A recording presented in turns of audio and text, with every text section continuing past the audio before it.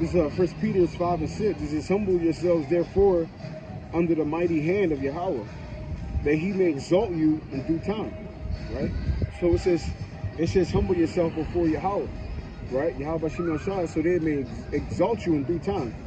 So again, when I first started, what I say that when you submit to the Lord, it's more of a long-term investment. But to rebel against the Lord, you could get short-term benefits from that, right? But to invest but the Lord is more than likely, most of the time, a long-term investment.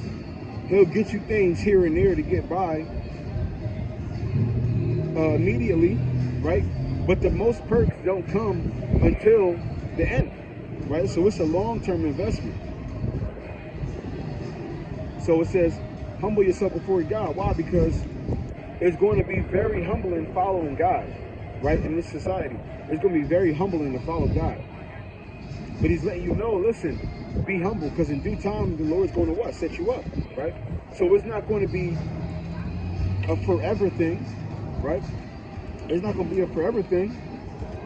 It says, humble yourselves therefore under the mighty hand of God, that he may exalt you in due time, casting all your care upon him, for he cares for you. So casting all your care and everything unto God, right? So basically, Yahweh Shem Shai is going to take care of you, right? Put everything on him. Just follow him, do what he wants you to do, right? And in due time, you're going to be exalted.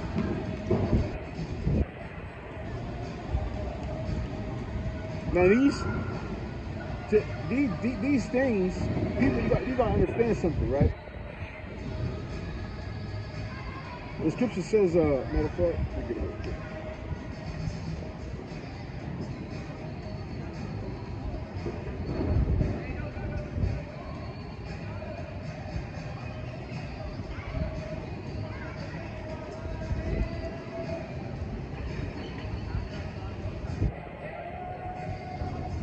This is 1 Peter 2:18. Servants, be subject to your masters with all fear, not only to the good and to the gentle, but also to the froward, right?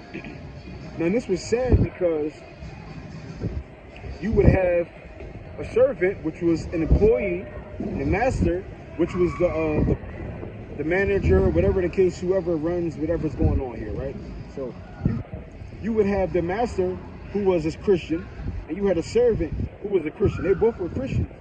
So they would hear the doctrine of Yahweh Shai and Yahweh, and they would think, oh, we both follow God. You're not my master anymore. We're equals. I don't got to do what you say, because we're equals now. We're both one in God. So I don't got to do what you say, because, again, we're equals. So that's why Peter had to let people know, like, listen, just because you follow God, it doesn't mean you get to go to work and do what you want. That doesn't mean you get to just automatically, it's just a free-for-all now, right? You still got to be subject to your boss. You can't just go to your work and say, man, listen, boss, I see you in Sunday school, whatever the case. I go to Sunday school, we're both Christians. Don't tell me what to do. That sounds crazy, bro. That sounds crazy. And that's what this is talking about, right? Be subject to your master. So you got to still listen to your boss, right? So again, the reason why I brought this up is to say, anything you read in scripture as far as like faith, forgiveness, and mercy, and things like that, it's different in a household. It's different with the household structure. For example, right? For example, let's imagine mercy, right? The basic form of mercy. You're not going to punish somebody for something that they did wrong. The basic form of mercy. Now, let's imagine that in a household, right? Your child is acting up. You talk to him, hey, don't do this, it's bad, whatever the case is, it needs to stop. He does it again. You talk to him again, he does it again. He does it again, you talk to him. He does it again, you talk to him. He does it again, you talk to him. It's never going to stop, right? So again, everything doesn't completely transfer over that you read. Got to use your brain, right? That's why Paul was speaking on wives submit. Again, if everybody's equal in God, why does wives got to submit to a husband, right? Because there's an order. The Most High, the Lord, husband, wife, children.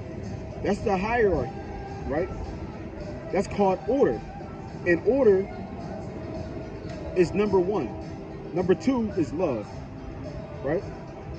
Wait, let's see. Yes, order, then love, right?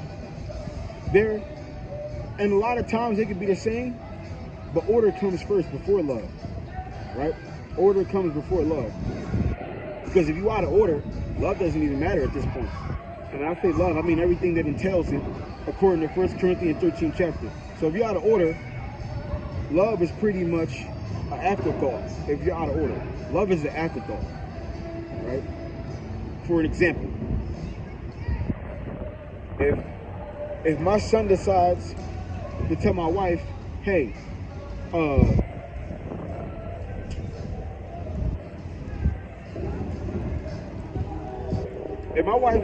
if my son decides to rebel against my wife for whatever reason, right? Let's say my wife told my son to eat pork, and my son said, I'm not eating that pork. That's not cool. I'm not eating that. We're not supposed to eat that. I'm not eating it. When I get home,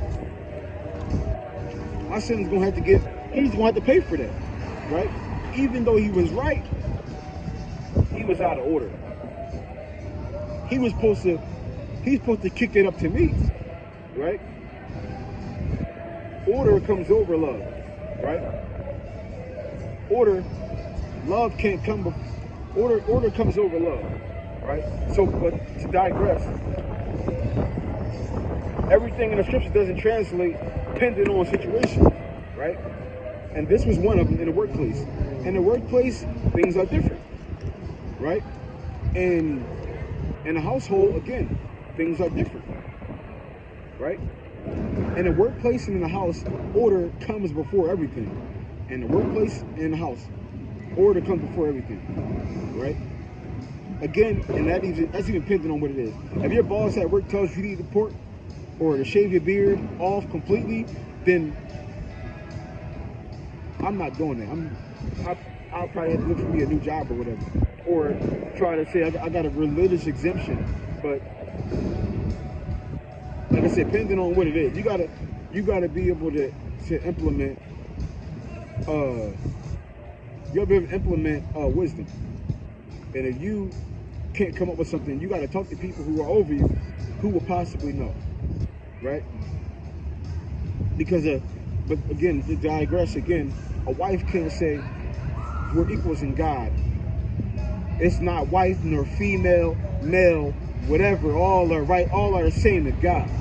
You can't just bring that to your husband and think this is gonna be cool, right? Because the husband, he has multiple facets, right? The husband has multiple facets. He's a father. He's a husband.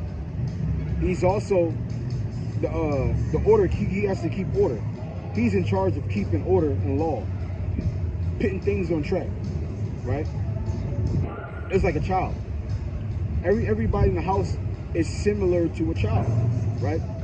The husband has to do what he thinks is right. And he can't really worry about too much about the people or the feelings because he has to do what's right, right? You got to do what's right, because when it comes to the female and the children, their brains are not right, right? Their brains are not right. So, like for example, I was talking to the brother about it yesterday. A female will literally say, oh, well, you was at the job, you was talking to that girl that you work with, so now I want you to quit your job and find a new job. And you tell her, how we gonna pay rent? How we gonna find a job in time to get rent? And she'll say, not my problem. Or a child, they'll say, oh, I want this toy, right? And you'll tell the child, listen, we can't get toys right now because we gotta pay the bills. The child's not gonna be like, you know what? That makes sense. I'll just wait. No, the child is gonna bust out, go into a whole tantrum, and they ain't gonna want to hear nothing else, right? They're not gonna want to hear nothing else. So again, when you're the head of the household, you got to do what's right, and you can't really always worry about the feelings of everybody else, because the men were set up to do what's right. The men were set up to follow God and walk in righteousness, right? And anybody under them, y'all don't got to worry about nothing that's going on, because